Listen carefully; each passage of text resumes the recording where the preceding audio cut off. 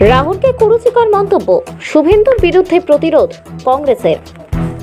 রাহুল গান্ধী সম্পর্কে শুভেন্দু অধিকারী কড়া মন্তব্যের প্রতিবাদে মালদার ইংরেজবাজার শহরের রথবাড়ি মোড়ে 34 নম্বর জাতীয় সড়ক অবরোধ করে শুভেন্দু অধিকারীর কুশপুত্তলিকা দাহ করে বিক্ষোভ কংগ্রেসের ছাত্র সংগঠনের ছাত্র পরিষদের রাজ্য সভাপতি সৌরভ প্রসাদের নেতৃত্বে জাতীয় সড়ক অবরোধ করে বিক্ষোভ দেখানো হয়।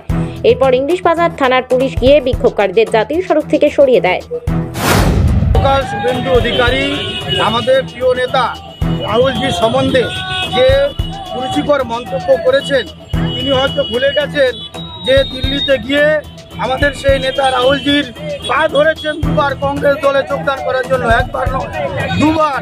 কিন্তু কংগ্রেস দলে তোলাবাদ চোর চিটিংবাজদের স্থান নেই, তার মাথা খারাপ হয়ে গেছে। আপনি দেখেছেন আসামে কিভাবে ভারত জোড়ো ন্যায়যাত্রাকে আটকানো হয়েছে, তারই তিনি বড় হিন্দু হনু হয়ে আজকে রাহুলজির সম্বন্ধে এই ধরনের কথাবার্তা বলছেন। তারই প্রতিবাদে আজকে আমরা মালদায় জাতীয় সড়ক অবরোধ করছি, তার কুশপুত্তলিকা দাহ করছি এবং সারা বাংলা জুড়ে তার বিরুদ্ধে আমরা এফআইআর কর্মসূচি ডাক দিয়েছি।